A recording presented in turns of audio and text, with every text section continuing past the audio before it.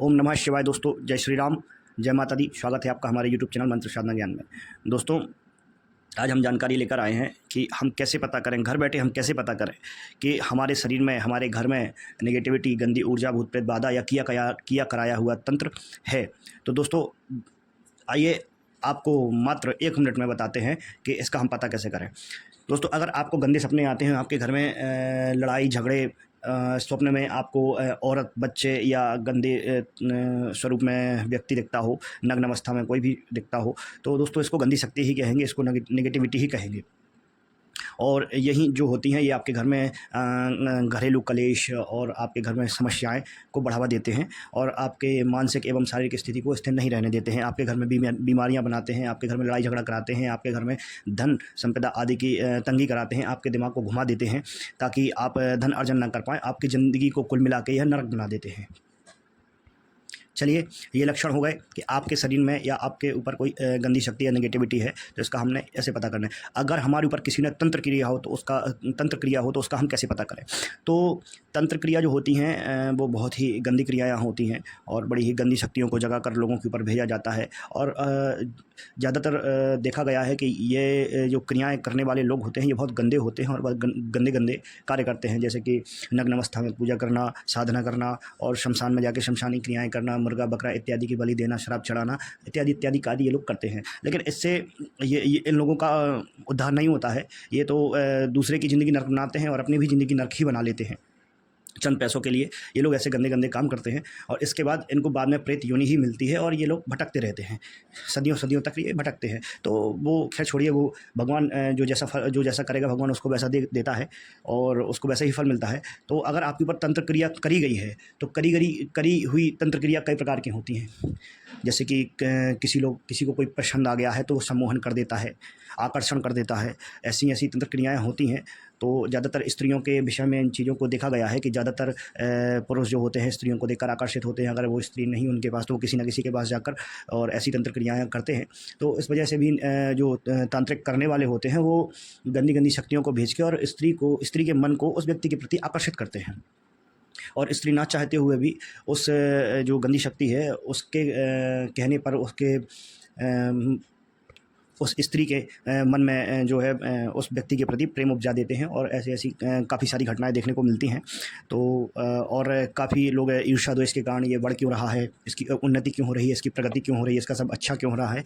कुछ हमारे आपके ही कोई रिश्तेदार, कोई पड़ोसी ईर्ष्या करने वाला हमारे आपके आसपास के ही जानकार ही होते हैं जो कि ऐसे लोगों के पास जाकर और ऐसी गंदी गंदी क्रियाएँ करवाते हैं ताकि हम परेशान हों। क्योंकि आज के ज़माने में, आज का जो समय आ गया है, इस समय में लोग अपने सुख से सुखी नहीं है, दूसरे के सुख से दुखी है।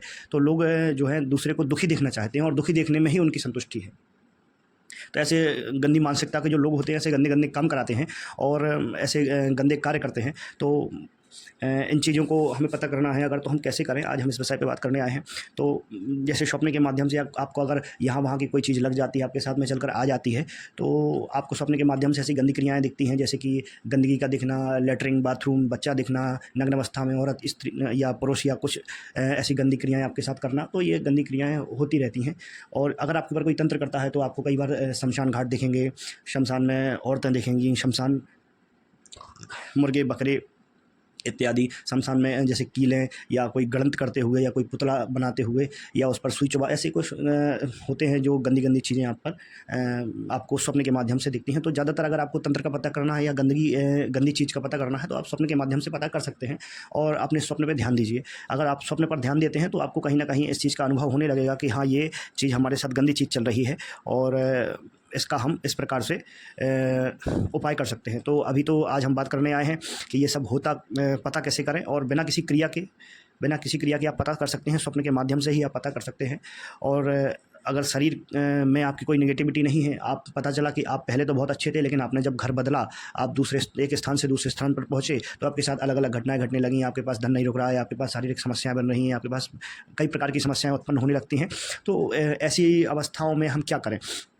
तो ऐसी अवस्था में अगर आपके घर में कोई नेगेटिविटी है और आपको चेक करना है तो आपको सबसे पहले क्या करना है, मंगलवार का दिन आपको चुनना है। मंगलवार का दिन आपको चुनना है और मंगलवार के दिन आपको हनुमान जी के सामने बैठकर हनुमान जी की तस्वीर श्रृंगार उनका पूजा करके और जो है उनको चंदन तिलक लगा के स्नान ध्यान करा के ये आसन लगाकर उनके सामने बैठना है, उनको प्रणाम करना है और हनुमान जी से हाथ जोड़कर कहना है, हे हनुमान जी महाराज, हे बालाजी सरकार, हे माता अंजनी के लाल, हे राम के दूत, हे माता सीता के पुत्र, मेरे घर में अगर कोई भी नेगेटिविटी हो तो मुझे उसका आभास कराएं, मुझे उसका अनुभव कराएं।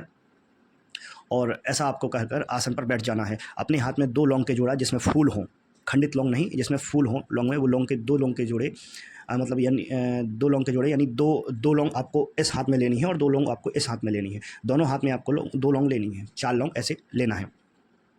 तो दोनों हाथ में लेकर और आपको हनुमान चालीसा के 11 पाठ करने हैं। मंगलवार के दिन करना है। मंगलवार के दिन आपको हनुमान चालीसा के 11 पाठ करने हैं। और जैसे ही आपका एक पाठ होगा तो आपको एक पाठ करने के बाद और इस हाथ की मुट्ठी में एक बार फूंक मारना है लौंग में, और इस हाथ की मुट्ठी में एक बार फूंक मारना है लौंग में। तो ऐसे आपको दोनों हाथों में फूंक मारना है, फिर एक पाठ करेंगे, फिर फूंक मारेंगे। ऐसा आपको 11 बार करना है। और आप जब ये 11 बार कर लेते हैं तो इसको 11 बार करने के बाद हनुमान जी से प्रार्थना करना है, आसन को प्रणाम करना है, हनुमान जी को प्रणाम करना है और वहाँ से उठ जाना है। और कुछ नहीं, आपको जैसे ही संध्या का शाम का समय होता है उस समय आपको एक कांच के गिलास में, सफ़ेद कांच के गिलास में आपको शुद्ध साफ जल भरना है, उसमें थोड़ा सा गंगा जल डालना है और उसमें आपको 4 लौंग के जोड़े जो आपने फूंक मारे थे, फूंक मार के आपने अपने हाथ में लिए थे, वो 4 लौंग के जोड़े आपको पानी में डाल देना है। और आपको पानी में डालकर वो छोड़ देना है। 15-20 मिनट के बाद आपको उसको देखना है। तो 15-20 मिनट के बाद आप जब उसको देखेंगे तो अगर वो चारों लौंग के जोड़े अलग अलग हो गए हैं, अगर वो चारों लौंग के जोड़े अलग अलग यानी कि वो चारों लौंग अलग अलग हो गई हैं, अलग अलग जगह पर हैं, तो आपके घर में नेगेटिविटी है, ये पक्का मानिए।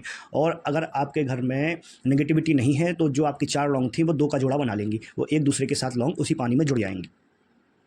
तो आप अपने घर का भी ऐसे पता कर सकते हैं। हनुमान जी से आपको प्रार्थना करनी है और प्रार्थना में कहना है कि हमारे घर में कोई नेगेटिविटी हो तो इस लौंग के माध्यम से हमें बताएं, तो हनुमान जी आपको ज़रूर बताएंगे। और दोस्तों, आपको अगर हमारी वीडियो पसंद आई हो तो हमारे चैनल को लाइक करें, सब्सक्राइब करें और कमेंट वाले बॉक्स में जाकर कमेंट करें, नोटिफिकेशन वाली घंटी को ज़रूर दबाएँ ताकि हमारी नई आने वाली वीडियो आप तक जल्दी से जल्दी पहुँच सके। और शिवाय, जय श्री राम, जय माता दी।